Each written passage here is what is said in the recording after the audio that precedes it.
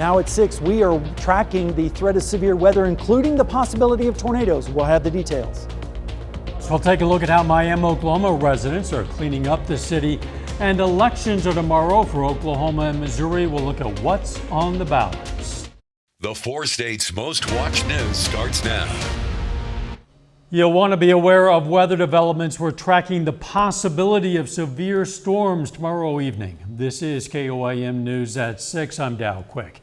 Let's check in with meteorologist Sam Lane for the latest. All right, thank you very much, Dow. Yeah, the entire weather team has been monitoring this situation for the last several days. We've been talking about the possibility of an alert day, and that has now been put into effect. Right now, radar is all clear, but that is not going to be the case as we go through the next 24 to 36 hours as we're watching a powerful storm system now developing just south of Las Vegas right now. That's chugging off towards the east, and as it pulls out into the plains, it's going to be tapping into some instability, warm air, moisture, and strong winds aloft, all of those ingredients coming together for a potential severe weather outbreak. So let's take a look down the lane, show what we're expecting. Alert day issued for tomorrow. Isolated storms in the afternoon. Any storms that develop tomorrow afternoon have the potential to be tornadic.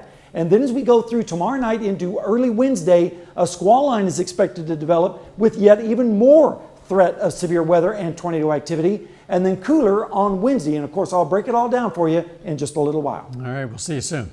A small act of kindness led some Northeast Oklahoma residents to spring clean their town.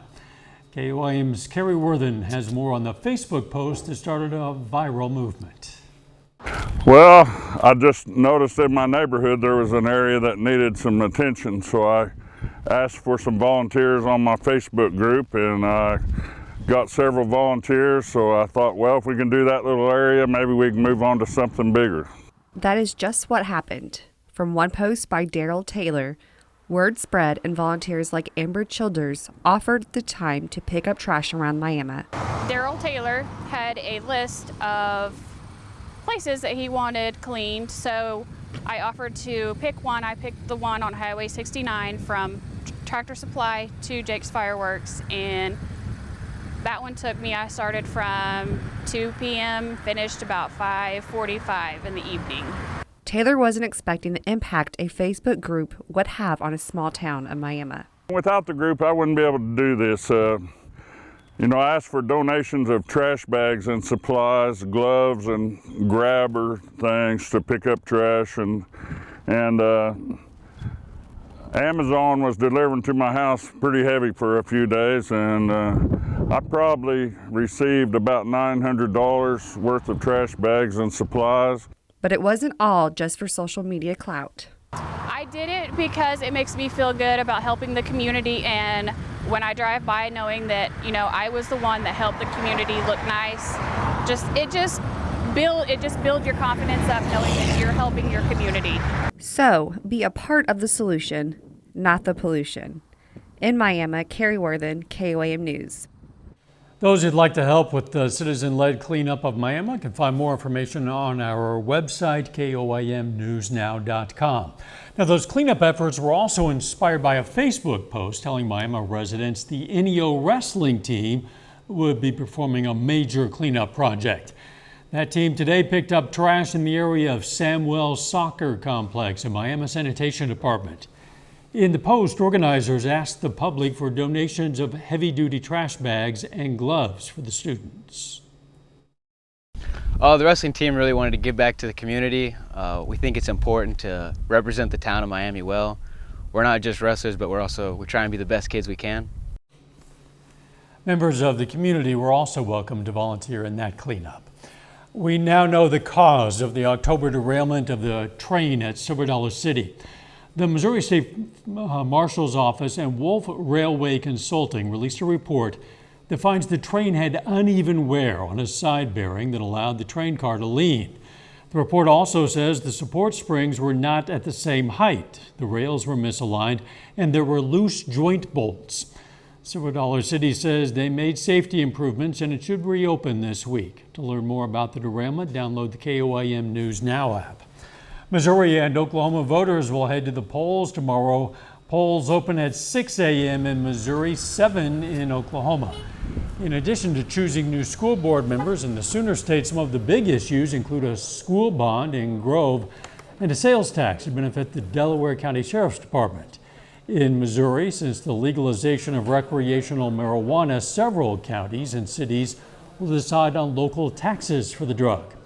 Also, Carthage, Diamond, Neosho, and East Newton schools are among several districts with school construction bonds.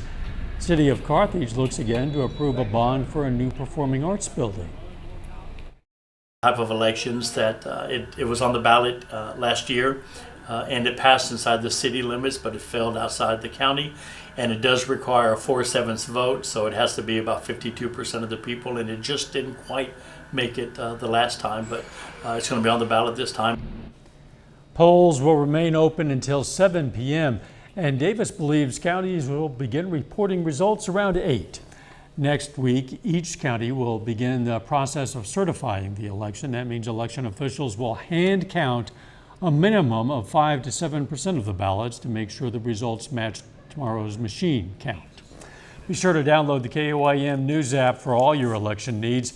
You can also go to our website for election information, koamnewsnow.com/elections. The website will include resources for all of the 4-state areas, such as polling places, deadlines, dates. You can even check to see if you're registered to vote. Once again, koamnewsnow.com/elections. Former Arkansas Governor Asa Hutchinson announced he's running for president. He announced his bid during an interview on ABC's This Week. He joins the race along with other Republicans Nikki Haley and former President Trump. A suspect is in custody following an Oklahoma City bar shooting last night that killed 3 people. Authorities arrested Tyler Myers on a first-degree murder complaint. They say he was also injured in the shooting, and he was arrested after he was released from the hospital. That shooting happened at the Whiskey Barrel Saloon. The shooting killed 3 people, injured another 3. 38-year-old Francisco Tanawahara and 29-year-old Eric Oberholzler died. They are still working to identify the 3rd victim who was killed. Another victim is in critical condition at last report, and the 2 others sustained non-life-threatening injuries. Authorities say it was a shootout between several rival biker gangs. Coming up, some Pitt State students make it out of the Final Four, but not in basketball. Plus, Crowder College celebrates its birthday. We'll look at how they're celebrating. The Final Four competed this weekend, not only for basketball, but also academically. Students with the Pitt State School of Construction secured themselves a victory in a national competition. Yeah, first place nationally. Not only did they get first place, they won $20,000.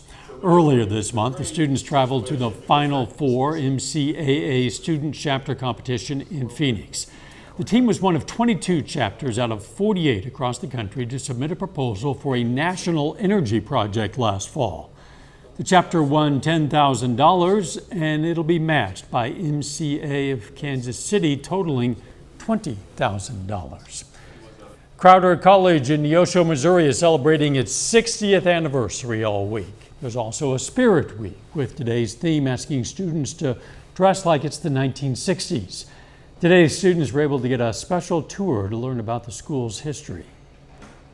That students come here, feel a rich history of service, not only to a country and a community, but to others, and to be able to continue that in their career and their lives as they enter the workforce or transfer to a 4-year institution. The rest of the Spirit Week includes wearing sports gear tomorrow, wearing bright colors on Wednesday, and wearing Crowder blue on Thursday. A little later, a new season for Frontenac softball team highlights as they aim to defend their state title. And we're tracking the threat of severe weather. We'll, of course, have all the details on that when we come back right after this.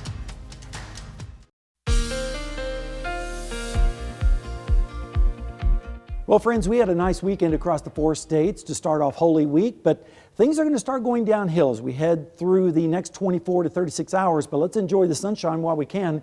Right now at Indigo Sky Casino and Resort in Seneca, Missouri. Bright sunshine, blue skies. You wouldn't know what's about to happen over the next 24 to 36 hours looking at that shot. We've been dealing with the allergy problems too. 11.5 today out of a scale of 12. Tomorrow's going to even be worse if that's possible. 11.8. That's almost basically at the top of the scale for those allergy sufferers. Radar right now is all clear. We do have a wind advisory that's in effect until Wednesday at 1 a.m.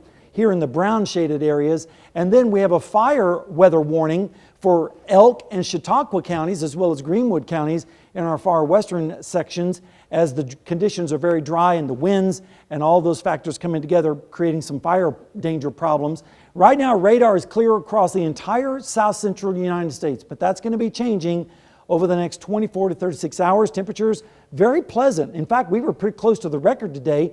85 in Joplin, 83 in Fort Scott, 84 in Yates Center, 90, believe it or not, 90 in Sedan right now on the hour. Now, we're looking at the storm dynamics. We have a lot of moisture that's going to be coming up from the south overnight and into tomorrow, and then we're going to have a dry line set up towards our west. That dry line will start to move towards the east, and with a little ripple of energy coming across on top of that, all of the ingredients are coming together for a significant severe weather outbreak, including the possibility of tornadoes. And by tomorrow evening, we'll have south winds at the surface, but then as you go up through the atmosphere, the winds turn a little bit more to the south and west. And then when you get really high up in the atmosphere, it turns to the west. And so that turning of the winds going up through the atmosphere, any thunderstorm that develops in this environment will want to rotate. And so we have to be very, very careful and watchful of the storms tomorrow afternoon if they develop. Now, this is all still conditional, but then we're waiting a cold front sweeping down from the north and west, and that's going to introduce the chance of thunderstorms developing along the squall line, and that will race to the south and east. And there's a greater chance of severe weather with that particular threat as we go through tomorrow night into Wednesday morning. So here's the severe risk for tomorrow. Eastern Iowa, northwestern Iowa, big tornadoes are likely up there. We are even watching for the possibility of tornadoes closer into our area, especially for Berry County and Benton County. And then the whole area is under a risk of severe weather as we go through tomorrow night into Wednesday morning, and all threats are going to be possible. Looking at the rainfall amounts, not going to be all that intense. We're not expecting flash flooding from this as the storms are going to be rapidly moving to the north and east, but some areas could pick up close to an inch on some of the model output right now. Temperatures tonight are going to be very mild, generally in the 60s and 70s with south winds. Then as we go through the day tomorrow, again, isolated storms may develop. If they do, they're likely going to be severe with highs in the upper 60s, actually upper 70s to near 80 degrees. Then as we go through tomorrow night, watch the cold front sliding through from the north and west. Severe storms expected to develop along that front, rapidly moving off towards the east, turning rapidly colder behind that system. And by Wednesday morning, we'll see lows in the 30s and 40s. And then Wednesday afternoon, significantly colder with temperatures only in the mid 50s for highs. And then as we go into Thursday morning, temperatures near freezing, believe it or not, up towards the north and west and northeasterly winds. Over the next 7 days, alert day tomorrow. And then the threat of severe weather will be ending as we go through Wednesday morning and then turning pretty nice Thursday and Friday, Saturday. And then another chance of storms late Easter evening. So I think most of the Easter activities will get off just fine. And then we turn nice after that as well. I know through tomorrow evening and certainly into Wednesday morning, you and the rest of the weather team have a plan to stay on top of this. Doug will be here, Chris will be watching it, and of course people need to download the app as well to stay tuned. Good advice. Thanks, Sam. Still ahead, Conference Player of the Week honors for a pair of Missouri Southern student athletes. And the defending state champion Frontenac Raiders open the softball season at home against Fort Scott. Jacob Leonard has those highlights and more up next.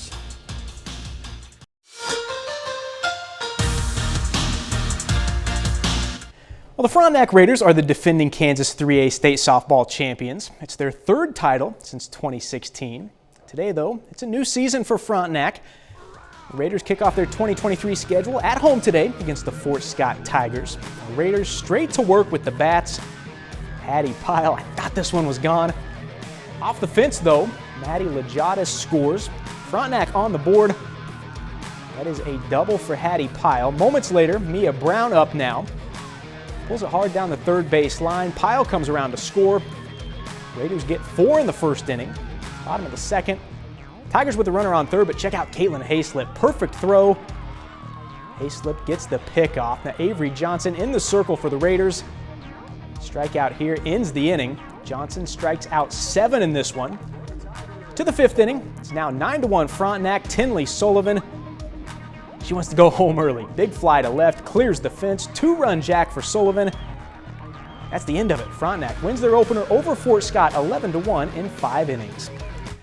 Well, Missouri Southern's Tragan Parker has been named the MIAA Baseball Hitter of the Week. And the Webb City High School product had a big week at the plate in 5 games for the Lions last week.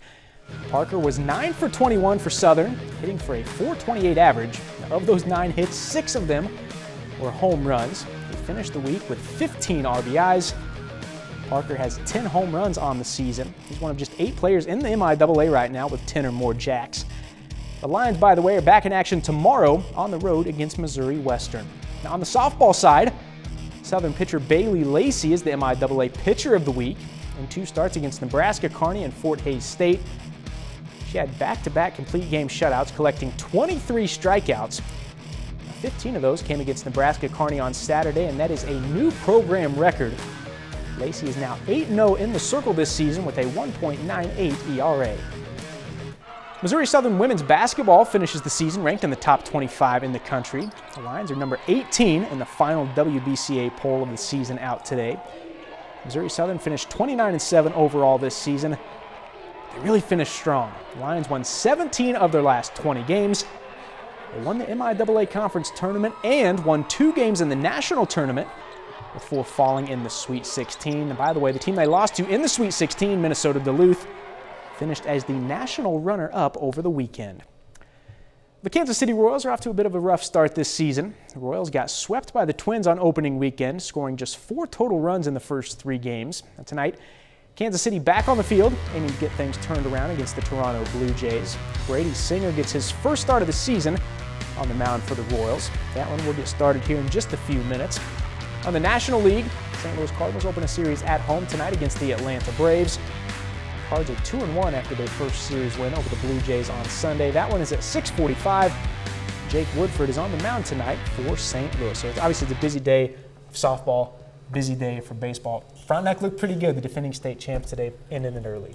And I understand there's an important basketball game tonight. Yeah, there is. It's maybe for a national championship. Yeah, oh yeah. We'll be right back. Here's a look at what's coming up on KOAM News at 9 on Fox 14. Police in Fort Scott arrest a man they say fired a gun at an apartment complex. Plus, the Joplin School District brings back a ceremony to honor students who performed well on standardized tests, and how a ballet class is giving Parkinson's patients a unique form of treatment. Those stories, a lot more, it's coming up tonight. KOAM News at 9 on Fox 14. Scientists have broken the world record for the deepest fish ever caught, as well as the deepest fish ever filmed on camera.